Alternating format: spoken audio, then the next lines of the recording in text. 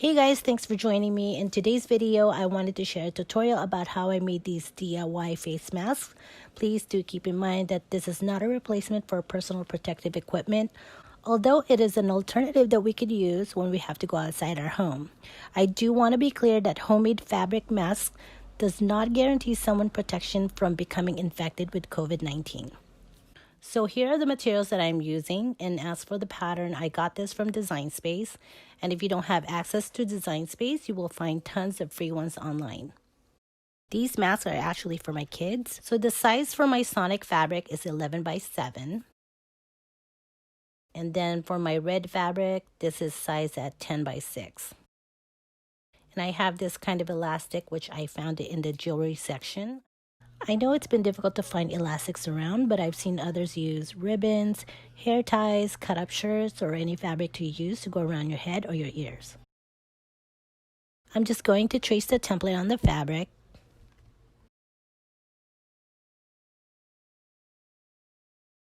Just going to cut the lining with my rotary tool, and if you are using one of these tools, just ensure to cut away from yourself.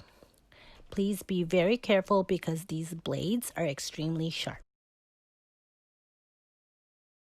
And then don't forget to close the blade for safety. This is what it looks like once you open the fabric up, and I have it wrong side up. Then I'm going to fold 1/4 of an inch on both sides, and I'm just going to use my fingers to make the crease. But if you have an iron or a Cricut mini press, please feel free to use them if you'd like. So now I'm going to take these to my machine and I'm going to sew them together. And here you go. I went ahead and stitched the sides, so I start from the top to the bottom, and as you can see, it doesn't have to be perfect, but it'll work just fine. Then fold the fabric in half and line it up. Then you can place a pin or a clip to secure placement, and you're going to sew 1/4 of an inch from the seam. So I'm back to show you where the fabric was sewn together.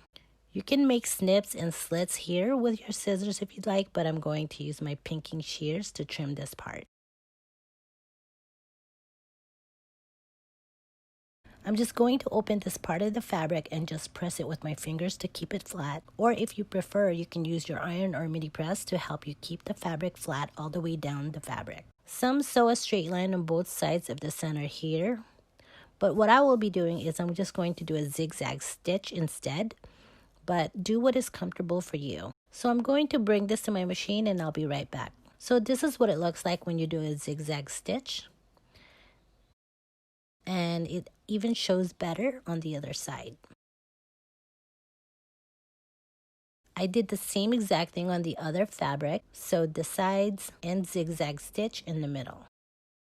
So now I'm just going to face the fabric right side together, line them up from the center,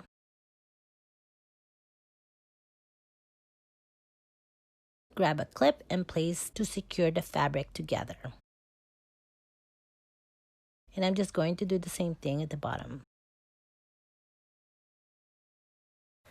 So now I'm just going to do a straight stitch starting here and all the way across. Do the same stitch down here, so from here and across. So I'll be right back. So as you can see, I've done the straight stitch up here all the way across, as well as the bottom. Now I'm just going to pull the fabric right side out. So I'm not sure if you can tell, but I'm kind of working the fabric between my fingers back and forth, and I'm just pressing it with my fingers to keep the fabric its shape. But you can always use an iron or a mini press if it'll make it easier for you. So I'm just going to take this back to my sewing machine to do a top stitch just to keep its shape sturdy, and it will give it a finished look. So I started the top stitch from here and all the way across, and I did the same thing at the bottom. I'm going to flip over the mask, fold the side of the fabric. I'm just going to put a clip here to keep the fold in place. Then I'm going to sew over this stitch right here. Just remember not to sew too close because keep in mind that the elastic goes inside this fold. Plus, I don't want it too close to the red side of my fabric, which is going to be the pocket filter. Now I'm just going to do the same thing on the other side, and I'll be right back.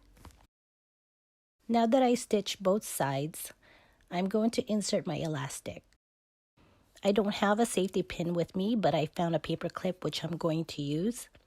And I've already made a knot on my elastic, and I'm going to place the knot on the paper clip, and then I'm going to pull it tight. Now I don't want this part to get caught inside the fabric when I'm inserting this through. So I'm just going to use a washi tape to keep this part from getting caught onto my fabric. And by the way, this elastic is about 20 inches. So if it's too big for your kid's head, you can always adjust it. So I'm just going to insert the elastic starting at the bottom of the mask. Then pull the elastic through. And then insert the elastic on the other side of the mask. And then pull the elastic through the fabric. Now grab both sides of the elastic and make a knot.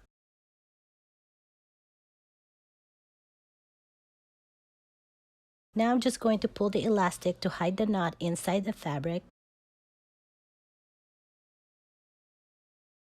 It is now hidden, and this right here is the pocket filter where you can place a piece of filter of your choice or fabric. And that's it. All right, you guys, thank you for watching and stay safe.